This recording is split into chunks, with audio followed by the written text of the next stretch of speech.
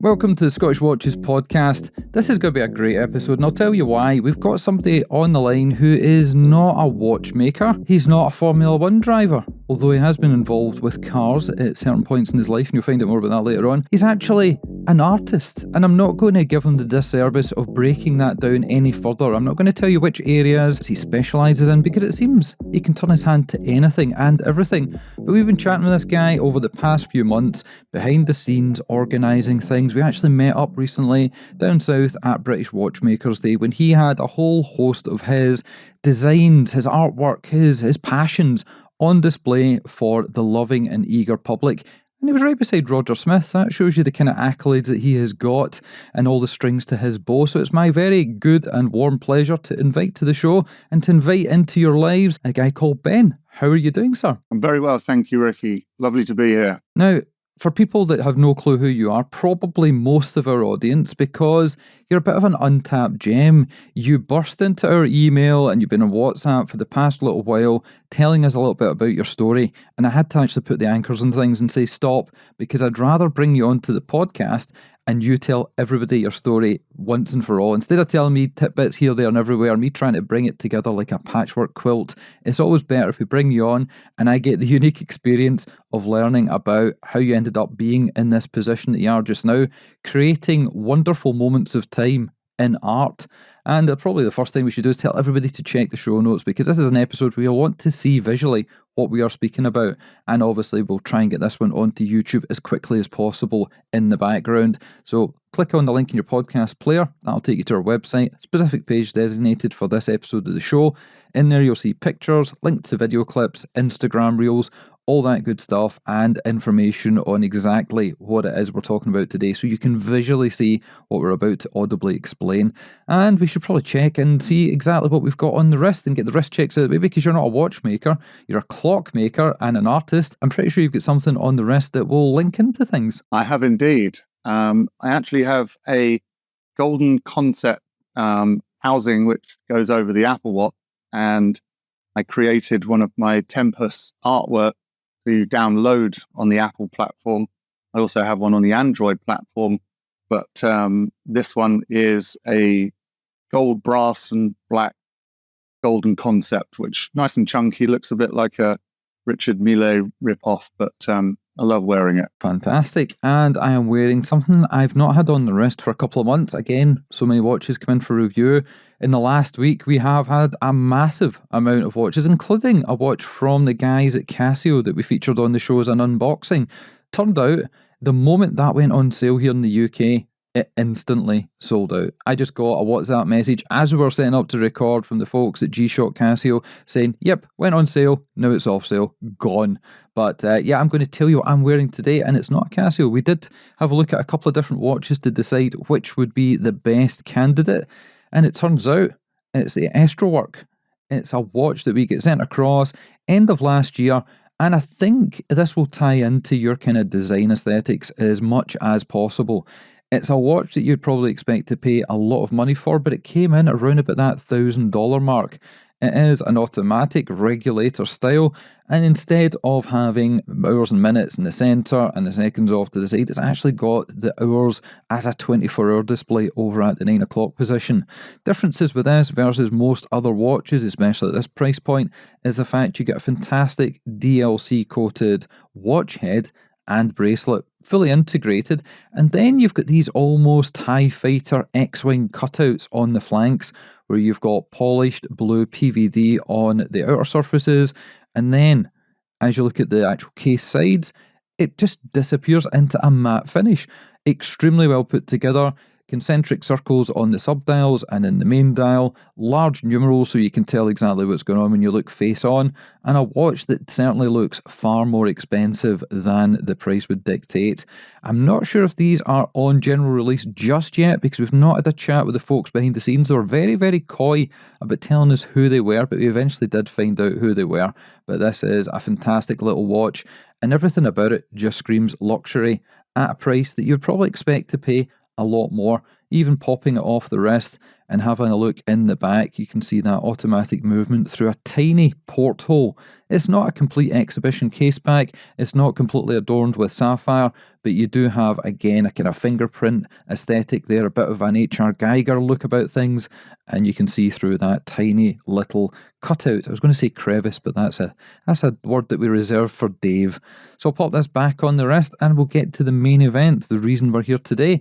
And it's to find out more about you and your creations. So the first thing to ask is, where exactly did the fascination with timekeeping come from? Well, it's kind of a fascination with machines in general, engineering, the mechanics of how things work has always been a big fascination for me. I remember as a kid, I actually think the first watch I had was a Pops watch. And what I loved about them was the fact that you could customize them yourself. So, as a fairly cheap watch, but, as a kid with not a lot of money, you could buy different straps and feel like you had a different collection of watches. So I think that was my first fascination, and seeing some of the little moving parts, it was cool, and it kind of fit a price point. But at that point, as a youngster, I loved to see those workings, and it's been something that stayed with me all my life. That seems to be a kind of common theme, that people get into things as a kid, and in the times when your brain's forming its pathways and the neurons are connecting,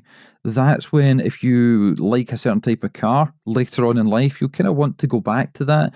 And we find with people on the show, perhaps that were interested in watches very early on, they maybe came away from it, but then they come back in leaps and bounds. And the fact that you've taken a trajectory with your life, with your artistry, your creational processes, and linked that in with timekeeping later on, that's one of the reasons that you're on the show today. And if you're watching a YouTube video, you're looking at the pictures in the show notes, you'll see there's something in the background that we're going to get onto shortly as well. But from there, give us a little bit of your history, because you've got a little twang of an accent there. I don't think you're from the British Isles originally. That's correct. I was born in Australia, but we came back to England when I was about 2 years old. I grew up in Colchester, which is England's oldest recorded town, and that story works so well when we were living in California, and it was much more interesting to the Californians. But growing up in Colchester, we have this old castle, and I think that's where my journey started. I didn't appreciate history at the time. I just had a burning ambition to create the future. I loved the early Bond film sets that were designed by Ken Adam. He was probably my first hero. The Goldfinger House, the Dr. No building, these kind of futuristic looking buildings from the 70s, 80s, with a guy that falls down a tube into a shark tank, and then these gadgets, the amazing furniture, the vehicles, even the girls. The whole storytelling of James Bond at that point was amazing, and as far away from Colchester and castles as possible. And that was where I just, I had an ambition. I'm going to shape the future with my work. And I suppose the thing with the cars and the mechanics, my dad had an old 1955 Chevy when I was at school, and all mirror black, big chrome bumpers and stuff. And he'd love to tinker on it, and we'd go to car shows, and I was just amazed by some of the hot rods coming out of the States, which were kind of a bit more high tech. They're obviously spending a lot of money on them, but old 57 Chevys with body kits and beautiful wheels, and the interiors were unbelievable. And there's a thing that the classics look nice pure with the white wheels and stuff, but I was into the customization, and it was there that I kind of grew a love of engineering. And even if you look at the end of a piston, it's just how the material is machined, and that honesty of where a lathe would have machined across the whole surface, and it creates that circular grain. It's those finishes that were kind of embedded in me then, I think, which now I use because they just kind of remind me of these certain pieces of either a vehicle or a motorbike, so yeah, that's where my early desire came from. I now live down in Hove, down on the south coast of England. We had a number of years probably 20 years in London after university. But, as a child, my studying, I started off doing art and design, and didn't really know kind of what it was, but it was something I loved the buildings of the Bond films. I loved the vehicles, the hot rods, obviously sports cars, as any kind of teenage boy does. Has had the poster of the Lamborghini Countach on my wall, and it was, how do I kind of combine these things? And it's like, well, I'm going to go to art school and play around and mess around. And it was actually the going into the workshop and learning from the technicians that was the thing that really gave me the biggest buzz. We get set a task, but actually, I felt I've been blessed with an imagination, and it was the making for me. So I know that teachers were never that keen, because I'd be like, right, great, I've got an idea, I'm off, rather than kind of talk them through with it. I was straight in the workshop, right? How can I machine this? How can I do this? And I'd spend hours learning from these guys who were they were the skilled people, and it was like I wanted to make this. And after art school, or art college, as it were, down in Colchester, I had started making these kind of mini spaceships and like little laser guns and stuff with gadgets and bits of electronics that lit up. And it was teachers kind of advised you should go into film prop making and model making. And I thought, you know what, that really combines my ideas of this, creating this vision of the future. The Bond films were always this kind of futuristic thing that we didn't have around us, certainly not in Colchester. And so that was a kind of an escape that I thought I could kind of work towards. And at that point, I then started coming across people like Sid Mead, who designed all the concept vehicles for Blade Runner. He was very, very poignant in that 80s vision of how the future looked in 20, 40 years' time. And, the vehicles from that time, the signage, just the way buildings were designed, that's been still an influence on my work now. It was an interesting period of time, and I learned a lot, and all of those pieces 20 years later are very apparent in my work, I think, if you were to look through my portfolio of work. It's amazing how certain points they end up in a big pot that cooks away in the background, and everything blends together. And as it ferments, as it comes to the boil over a number of years, just sitting in the back of your head percolating, that the results of it are amazing. It's not like anything is rushed. It's not like anything's forced. And even when we have people on here that have been designing things, watches, obviously, mainly, or cars, or whatever it may be, you find that this is a thing that has been going on for a long time. It's not an overnight thing. It's not somebody's went to college and thought, I want to make money, therefore I'm going to try and do this kind of thing. It's been a passion and interest that's been honed over years, if not decades. And I know what you mean about the Bond stuff, because I used to love watching stuff, especially at Christmas time here in the UK. There would be the omnibus of all these different Bond movies, never in order, never the full collection, but a hodgepodge of different ones. And when you've got things like Moonraker, where it's very space age, very futuristic, or even back to the early ones with Sean Connery, where you had the rotating designs and the LEDs on the bombs that would go off in a certain amount of time, or the guys with futuristic guns wearing crazy spacesuits made of mylar. Yeah, I can totally relate to what you're talking about. And having that keen interest of wanting to make things when perhaps the establishment and the teachers are trying to push you into the round hole and you are the square peg that's trying to do your own thing. That does marry with a lot of things I used to do in my past. But we should probably talk a little bit more about how you then created all this stuff in your mind and took it into reality. So you did the college thing, you did the university thing, you travelled from Australia over here, you've talked about America, you've talked about cars, there's a whole load of things going on there. How did that become your work? I'm going to just reverse a little bit. So when I was at university in London, I finished the model making and basically realized that the model making art was a dying business. Everything was moving in towards computer graphics. And I was like, the last thing I want to do is sit on a computer and do visuals. And, I love that part. But, I was like, I want to be making molds. I want to be smashing stuff up. I want to be experimenting with materials. I love that process of, winding a lathe up and just, skimming that little bit of metal off to get that really beautiful detail. And it was kind of the honesty of materials that I loved at that point. And while we were there at uni, I was, out DJing, playing at the local student union and little nightclubs with our friends, and they were crappy little venues. But I'd build some little lights and I'd put some stuff on our little gigs, and it was that transformation of how simple lighting, would just completely change a crummy space. That when the lights are off, the place is an absolute, hideous room. But with some cool lighting and then the music, it was this transformation. And at that point, the lighting element of and how it connected and gave an experience with people and a connection was like, okay, this is kind of my secret weapon. And I created an illuminated coffee table and almost like a collection of furniture for my end of year show at university. It had lighting in it. It wanted to look very cool because I was very conscious of materials. So using this beautiful black American walnut with an acrylic tray underneath. So the effect looked like this beautiful rich, thick bit of walnut that was floating on a beam of light.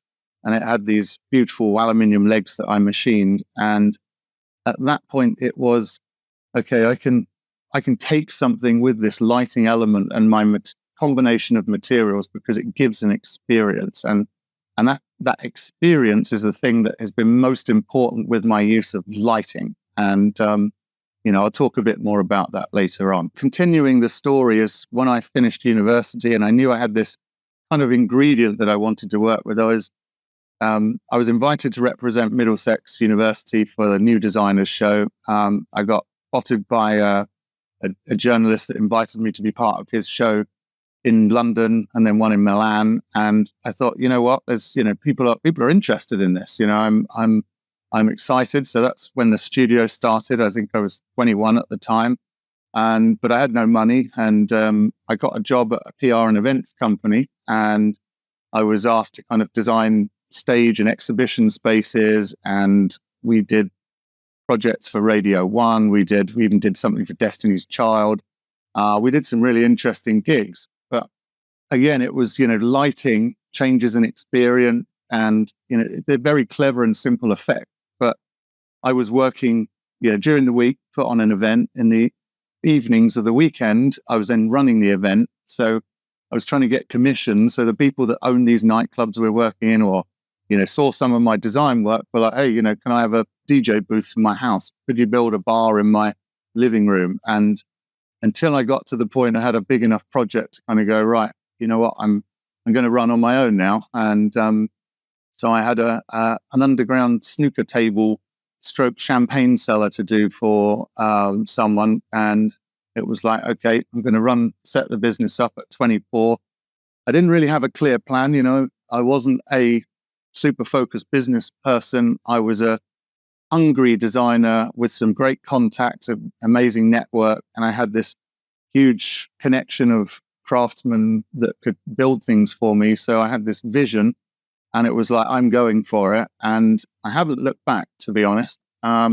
So, I've had my ups and downs, as it's been hard. Sometimes you make some money, sometimes you don't. But, everything for 20 years has been about custom design or a custom space. I started off kind of making singular pieces of furniture, and some of that went down a domestic route. But then I still had my clients in the exhibition and events world. So I'd be designing stage props and corporate artworks. And so, yeah, it was kind of a complicated business, as, doing such different things.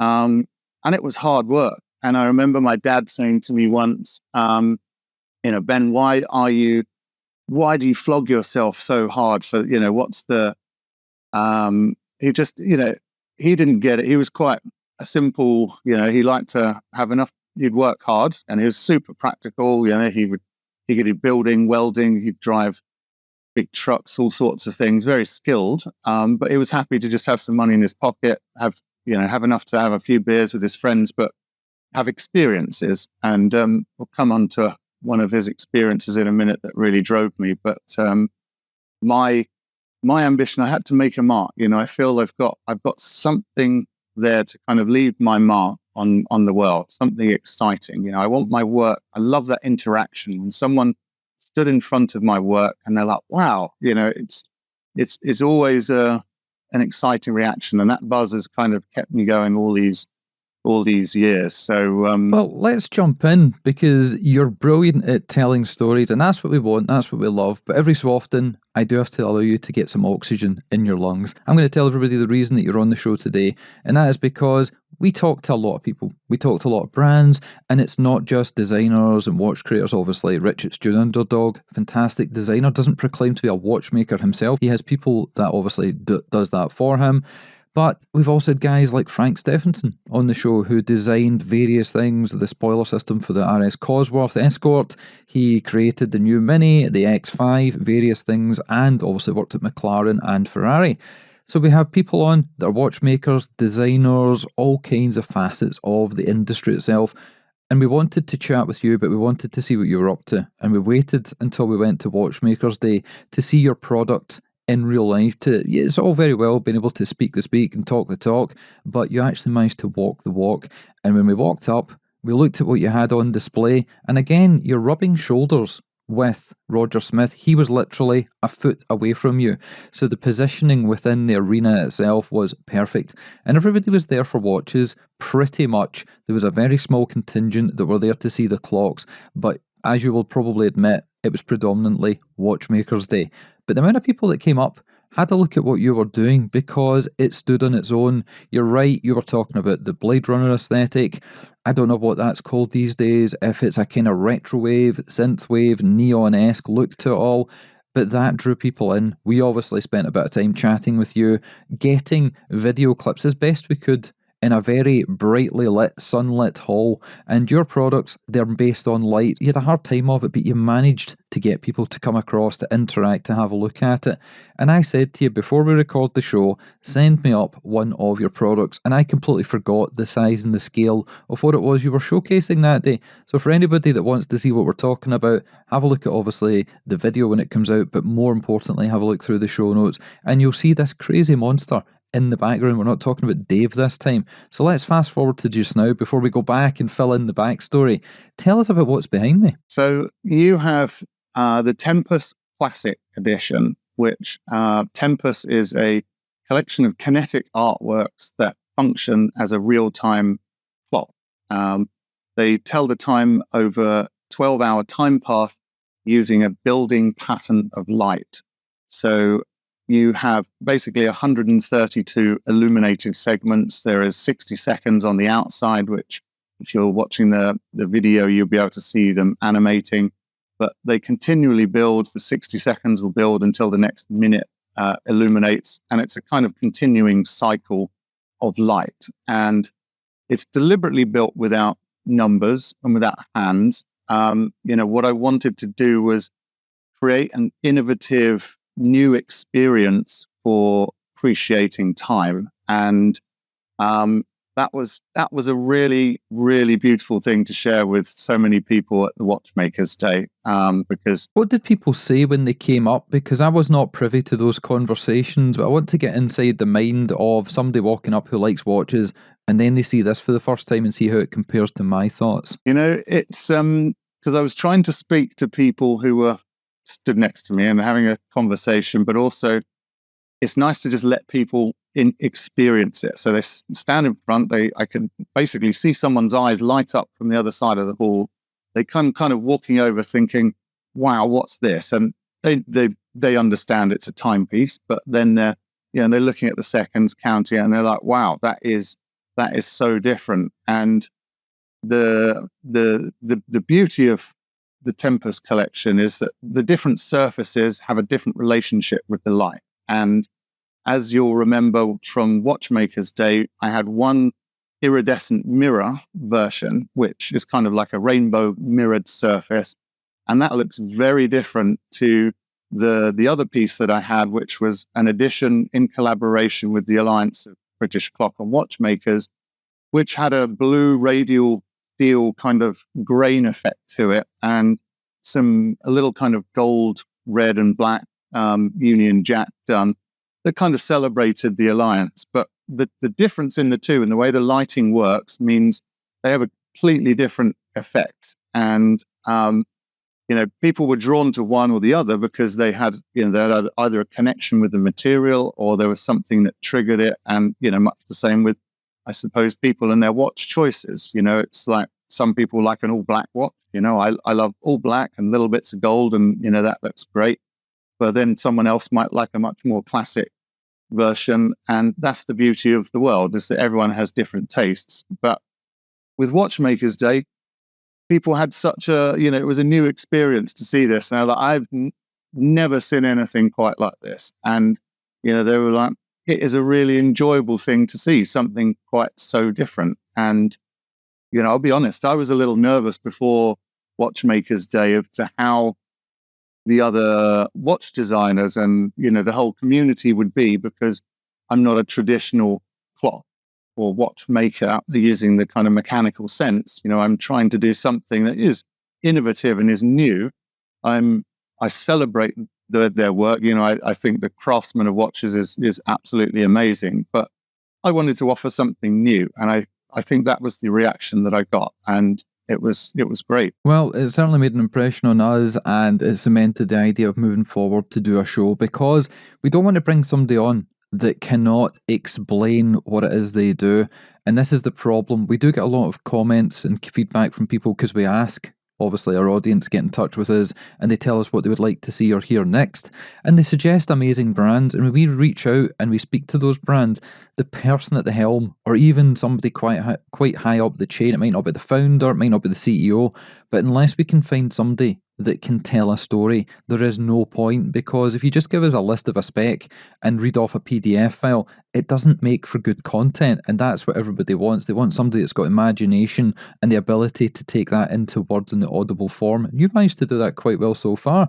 So with Tempus, this is obviously your current thing. Had you created other sort of timepieces in the past that led up to this? Yeah. I mean, basically the whole collection stems from a desire to make these beautiful things for, let's say, futuristic buildings. Now, if you see this piece behind me, this is the portal artwork, and you mentioned H.R. Geiger earlier, and some of his kind of biomechanical artwork is literally the best artwork ever. He's got a kind of undertone of some of it gets a bit erotic and strange, but the biomechanical relationship between organic and mechanical is something really cool. But my thing with this artwork was I wanted to create pieces for like a Moonraker hotel, or something that was like this futuristic hotel. And how would that look? Something that would fit in a Zaha Hadid super sculptural organic building that, okay, yes, it's these are kind of flat surfaces and stuff, and some of those are a bit, but I have ideas for more organic versions. But the Tempus collection started from these static wall pieces that were kind of engineered, had this one behind me, you've got like a circuit board detail behind. And then I started animating these static artworks. And one collection was trying to create natural, because the beauty in nature, so like the eyeball, the detail in an eyeball, or the detail of a snail shell, for instance, if you look up that close with a microphone, the pattern is absolutely amazing. But what's beautiful are the imperfections of nature. Not every single thing is completely perfect. So, for example, because I use a lot of machines, laser cutters, CNC, and I'm fascinated by using machines and this giving us this precision kind of finish. But trying to make an eyeball out of precision machines, there was something kind of missing for me. Like when I created these pieces, well, it looks very cool, but it doesn't look as beautiful as the natural thing. And what I then thought, because I kept using 60 pieces of material to array, and I'll put a picture of the iris piece, which is really where that collection came from. But with 60 pieces, it was my ticket to enter the world of time making with, combine my love of art, technology, machining, and do it with light. So it was at that point, it was like, right, I want to make an innovative collection of artwork that function as a clock, but have the beauty of these amazing materials that I use, machined in a highly engineered way. They tell the time, but using these 60 formations of light in a very uniform. And that was the thing, is that it was celebrating this precision array that means everything is perfect, because in time, these notations of time all need to be accurate. And there's a certain thing with time and accuracy, and, we're always striving for the most accurate or beautiful thing. And precision was the thing for me, the precision look. And so, yeah, that's kind of where it stemmed from. There was lots of different versions. Certainly the early versions were a little clunky, but, when I'd made this first Tempus edition animated, and it was actually done in white perspex. So I used to do a lot of stuff with laser cutting. I've got some great guys that I've worked with for many years.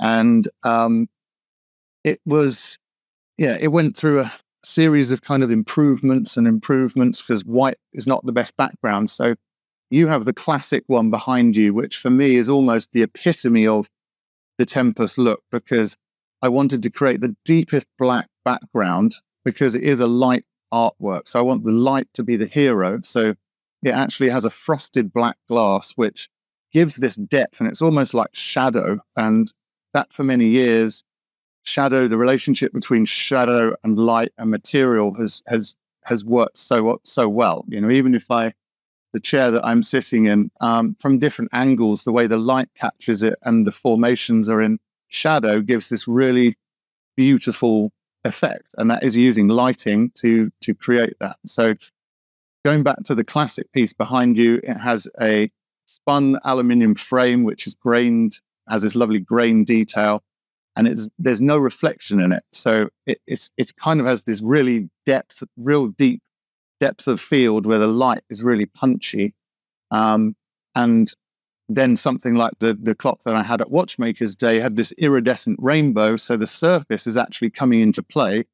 And that, because it is on show, the surface then becomes a much more visual aspect of it, but the light is still a big function of it. So the creative license of exploring materials and these light patterns, and the difference between a white light on a clock and a blue light on a clock is completely different if you're using a gold background or a carbon fiber background. So, for the artistic side of things, I've been doing it. I did the first clock maybe 7 or 8 years ago, and it's only in the last 3 years that I've really been pushing it hard.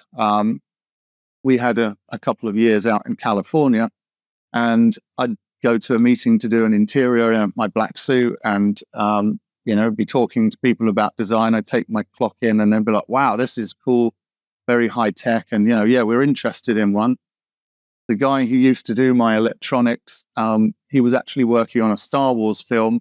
So he'd be out in the desert for months building robots and droids and filming them. And I couldn't get hold of him. So he'd ignore me for 6 months. I lost, lose a sale, or the relationship was a bit of a nightmare. So when we knew we were moving back to the UK, which has nearly been 3 years, I was like making it my absolute ambition to commercialize the way I can build these timepieces.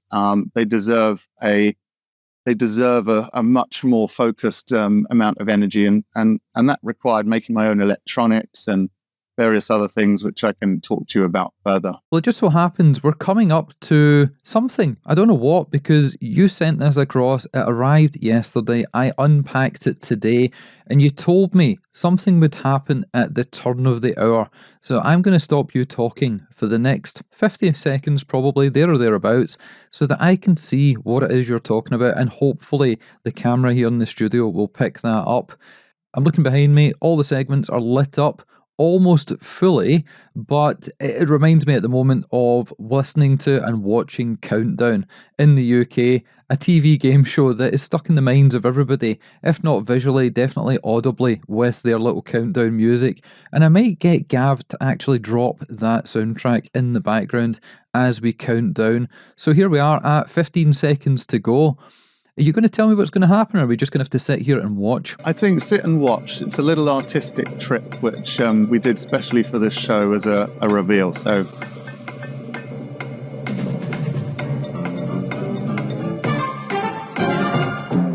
and there you have it. Now, that is something to look forward to at the end of every hour. So if you haven't seen what we're talking about, you're going to have to look at the video. We might even put a video clip in the show notes ahead of the YouTube release. Lots of things you talked about there, and I wanted to butt in because my memory's not great and I will forget.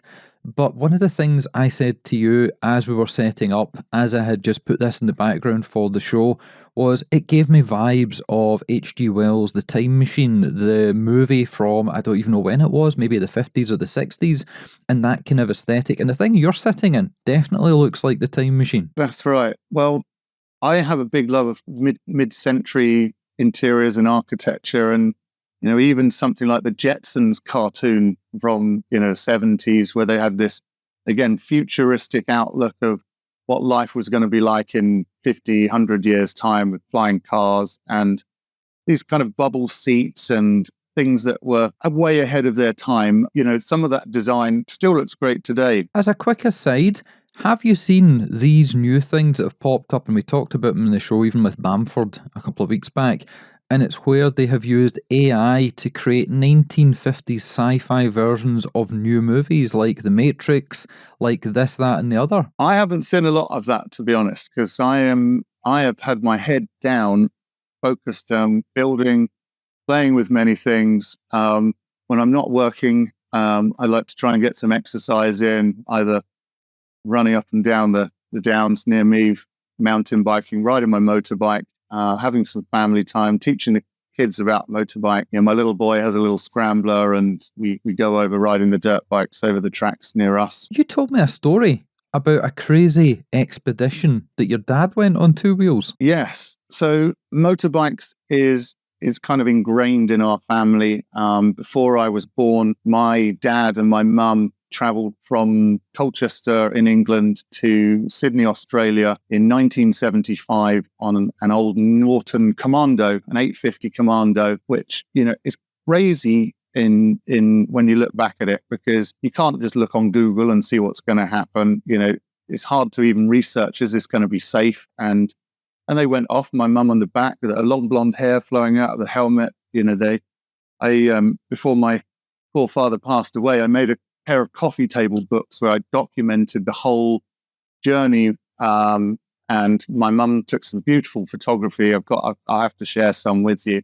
And mapped out where they went. They went through Iraq and all these places where, you wouldn't be able to just ride through on a motorbike now with no permission. There was even letters my mum was sending her sisters, saying, God, we're in this crazy place. We're staying in this mad building we're safe. But we've cracked some spokes on the bike. So we're waiting for something to repair the bike, and all these crazy adventures. And I almost feel guilty that I haven't done anything quite like that myself. But I am doing the Mali Rally this September, which goes across the Alps, starts in Austria and finishes in Monaco. So if any of the listeners are doing that rally, I would love to hear from them. That would be a lot of fun. And so I think it's 7 days. So, I need to get a little bit saddle fit. It's like I haven't been on the bike for, more than a few miles, just pottering around. As far it goes from Hove to London. So doing 300 miles, 400 miles a day is going to be a bit of a shock to the bottom, probably. Turns out that Simona has been on the back of my 750. I've got Suzuki GSX-R 750 L2, and she was complaining of having a sore arse, and it's usually a different reason she complained of having a sore arse. I understand what you're talking about there. But apart from that, you were mentioning other things. We've obviously spoken at length over months, absolute months, probably since the end of last year about things, and you've told me tales of all kinds of things. You were involved with the Gumball Rally. I managed to sneak onto a part of that 10 years ago, and then we got a proper invite through Shmee 150 last year when they were launching the rally from Edinburgh. So what was your background with all that? So I had a great friend who I met through the events industry. We were doing events at some of the car shows, and he was well known in the car show. He had a kind of record label. He would always do these matte black cars. He had these pair of... Do we want to reveal who we're talking about, or are we keeping this a little bit hush-hush? Oh, no. The guy, Richie Warren from Fuel Records, he's a interesting character in the world of cars. Are you kidding on? Really? You know Richie? I know Richie, yes. I used to run things. I used to run car events in Scotland, used to go to Donny, Max Live. He had Vanessa and all the Fuel Girls. I remember all that stuff. Amazing, yeah. So Richie and I connected. We then built this crazy BMW for I think it was the 2004 rally. Put a 60-liter LPG gas tank in the back of it, and so we had flamethrowers that would fire out the back. We had there's another guy, Dan, who was one of the journalists, Dan Ainslow from Max Power at the time.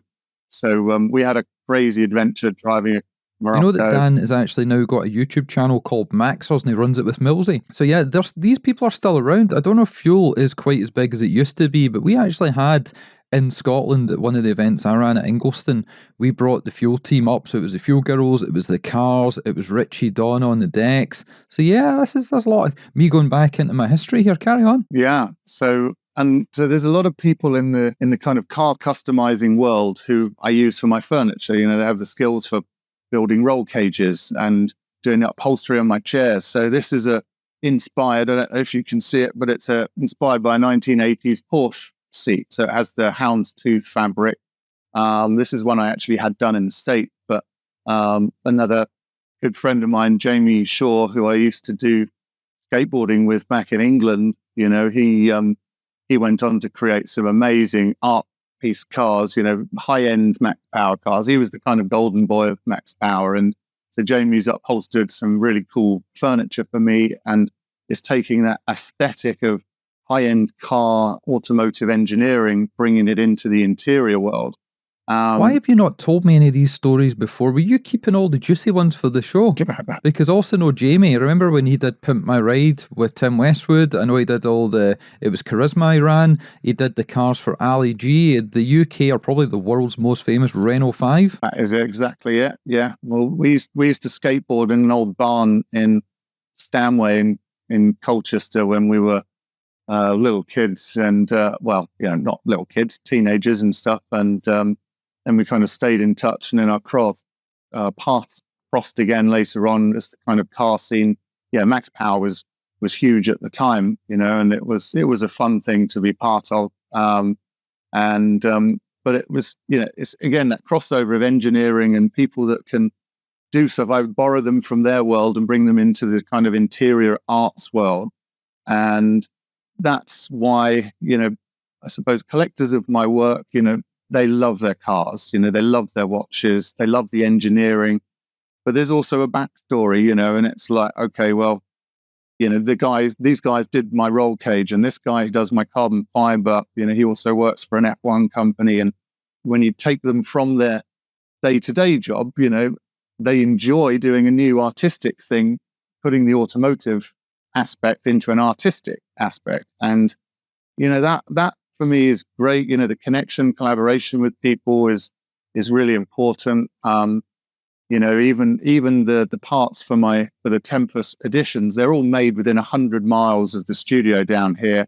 You know, I personally go and see the manufacturers. I build a relationship with them because these guys, I need them to really understand what I'm doing. I want to really understand the capabilities of the machines, the materials.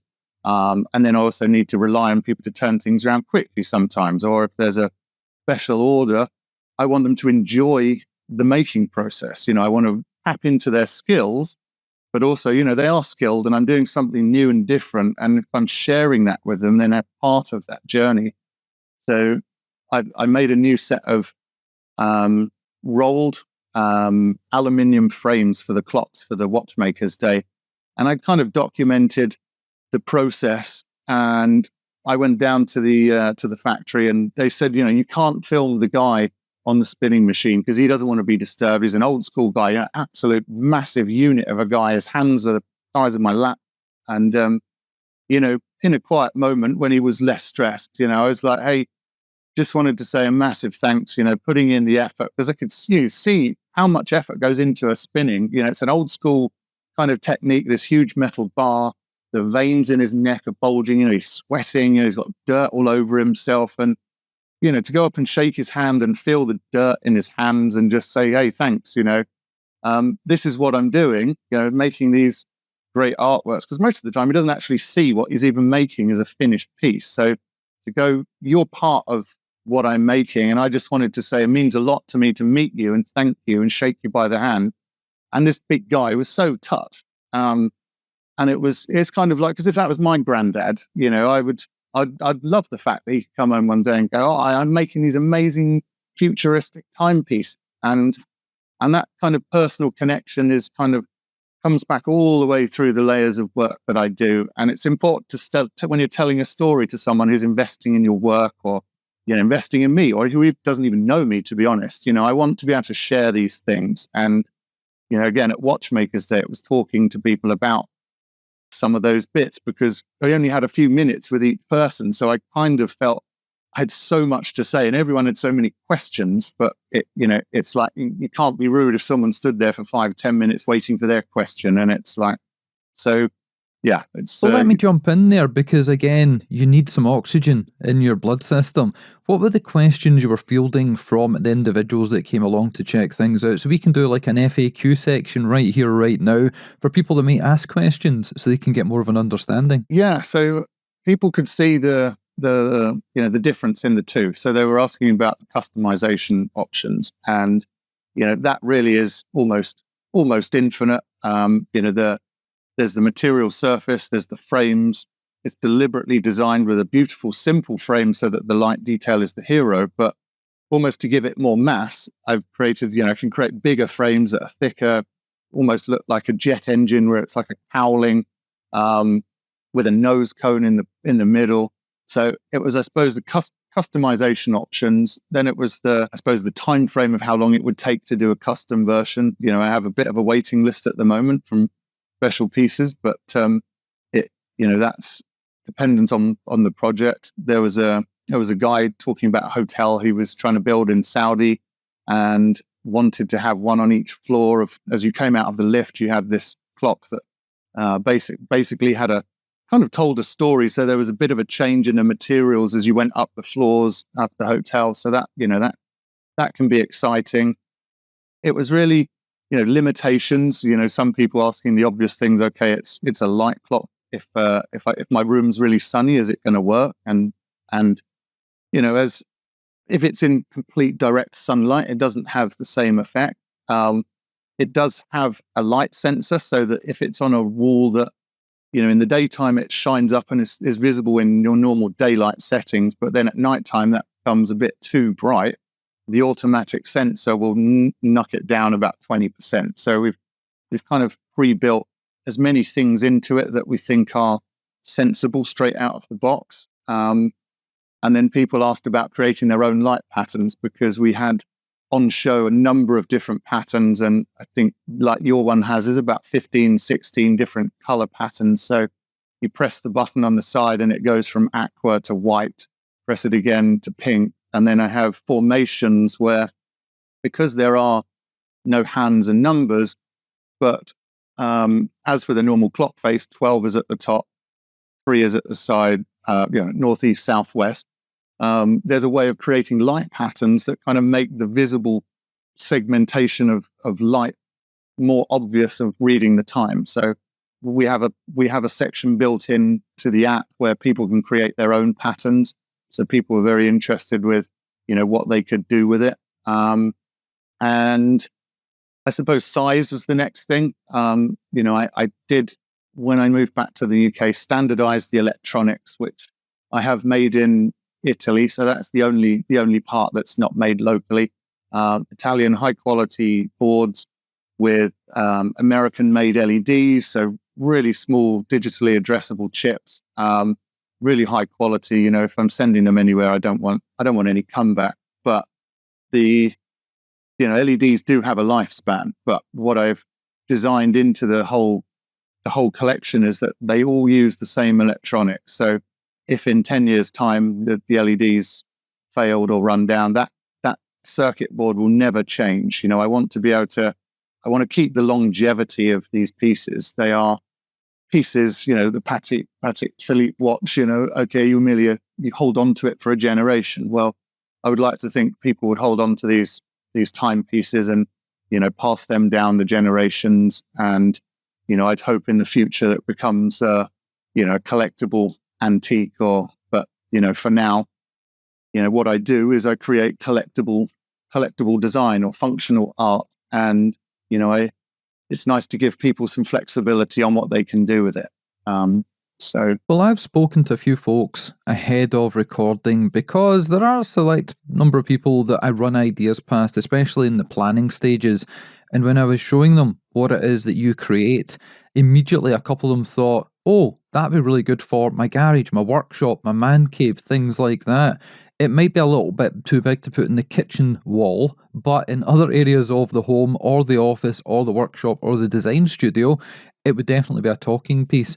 And because the people that listen to this show, the people that follow us on Instagram, they're buying unique looking timepieces, they've kind of moved on from buying the standard looking stuff. They may have a field watch, they may have a speedy, they may have an explorer or something that's classic, but they also love the unique. We get the most comments when we show an Urwork or an MB&F or an Armin Strom or a Grubel Forza. It doesn't matter what it is. If it's a unique way of displaying the time, showing the time, and with your stuff, I wouldn't even call it a product. It is living art. It is functional artwork on the wall. And the fact that this is sitting behind me, taking up most of the frame here, I think everybody can see exactly how emotionally, charged a product this is. It's, again, using that word product, how emotionally charged a visual aesthetic this actually is. Yeah, absolutely. And, man caves, places that, people are very proud of, it's like that is the perfect space for it. Yes, it could go in a kitchen, or, but maybe it's in the office that you're going to be able to appreciate and, on a daily basis, but it's a bit more private. Man caves, we've done some amazing man caves, and probably one of my favorite projects, which I'll put some pictures of. But I was asked by a hotelier to create some of my illuminated chairs. I do some illuminated versions of these. And I went to see his house and in Holland Park, 3,500 square foot basement. And his wife had just said, right, you finish the basement. We've done the house above. I don't want to see any more builders. Just get on with that and you can do what you want. And so when I arrived, he had a Aston Martin DB4 sat on this platform. The driveway sinks down underground and the car was going to be bricked up. And I was like, well, why brick it up? Let's build something around it. Is his name Tony Stark? It's like that, yeah. We called it the Batcave, and it's been featured in a few magazines. But it's he's a bit of a Bruce Wayne kind of character, and the lovely guy. But it was those ideas were just literally spilling out. I was like, I've landed on this blank canvas. It was just a concrete bunker with an Aston Martin sat there, and he was saying, well, this is where the bar wants to be. And I was like, well, that vision is where the car is, so I can see the car from the bar. Why put it behind bricks? Let's put some laser beams around the car and create a fake force field, and then we'll put it on a gloss black floor so that it looks like it's on this kind of reflective, crazy James Bond thing that would blow up if you touched it. And he was like, oh my God, yes. And then I think that meeting went on for about 3 hours as we just kind of brainstormed the craziest of ideas. And yeah, we then did an office. There's a swimming pool. There's a little snug with all these collectible, but he basically collected art and had all these crazy things that I needed to incorporate. And that was a lot of fun. But, the timepieces are designed for spaces like that where they can be enjoyed and shared. And, clients love to call me every now and then and say, oh man, I'm sat here with a few mates. They just think the timepiece is the coolest thing ever. And hearing that and that interaction, that for me is, why I keep going. I work hard and I love it. I want people to be excited by my work. It's a reaction. I want it to light up people's lives. I do say this. It is, emotionally, I want them to feel excited, charged. It's got to have a real big positive wow factor. Wow, that's we love that. It's and it's probably possibly not for everybody. It was designed for someone that's going to appreciate innovation, appreciate materials, and there are a certain group of people that love that engineering, love the mechanics of time, and seeing it in a new way. I hope would really appeal to an audience of people that are certainly, very, very, very into their mechanical watches. But, talking with them at Watchmakers Day was a real joy. So, And are you planning going to any other events, perhaps Red Bar events across the UK and further afield? yeah, there's some events in Dubai. There's also there's the Miami art fairs that later in the year that I'm interested in going to. Then there's the Geneva shows as well that I'm not sure whether that's September time over here. So I'm trying to work through the calendar. I've got some more sculptural pieces, which are effectively like a big sculptural housing that the clock sits in. So the artistic license of where it can go is is almost a curse, because I want to keep kind of creating stuff. Whereas actually, it's a new thing for me to really, although it's been around for a few years, it's only now that I'm really bringing it out to the public, and I'm kind of enjoying communicating. And I need to spend a bit more time doing that before I move on to other things. I've invested a lot of time and a lot of money in getting all the bits right, testing them, re-engineering them, improving them.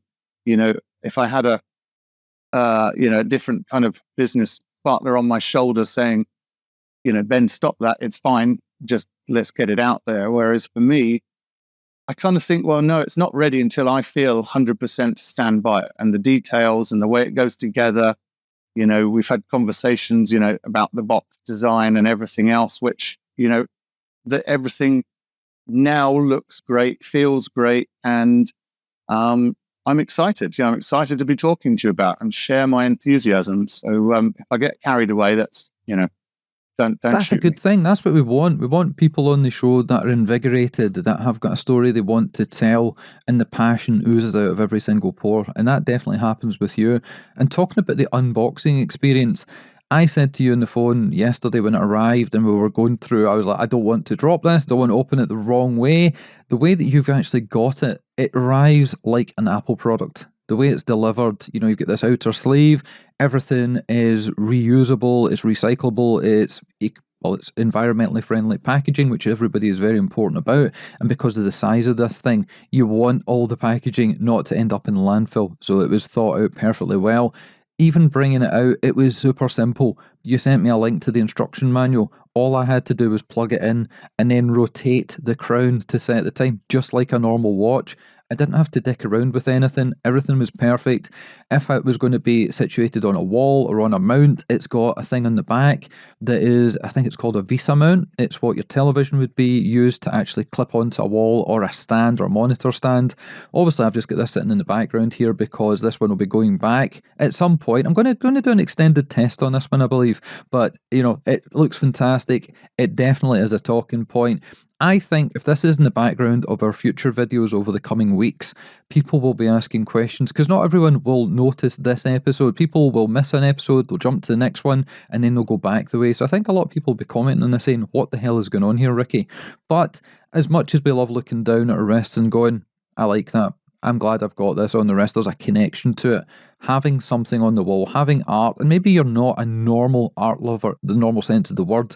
I don't have paintings, I don't have sculptures, I don't have things like that, but I love mechanized things, mechanisms, futuristic things, technology, and you've managed to take all those things and meld them together, and the results are sitting behind me. So thank you very much for sending this up, and thank you very much for spending an hour with us, explaining your passion, your history, touching on a whole load of things that I was biting my lip, wanting to jump in and talk about when I used to work for Maxper, knowing Dan, Millsy, all the guys, Jez at Fast Car, going to all these different events. You were probably at the same events as me back in 03, 04, 05. So we're going to have a chat offline about that. And potentially, if you've got the time, we will bring you back on for another show in a couple of months, and you can give us an update on how things are going with the products, what you're working on, and how it's been received across the world, because you're on a global tour. If you want to tell people where they can find out more, obviously the show notes, but your website, your Instagram, your YouTube. Yes, absolutely. Thank you, Ricky. It's been a lot of fun, and I've been looking forward to speaking for a while. So the website is www.benrousseau.com, which is BENROU,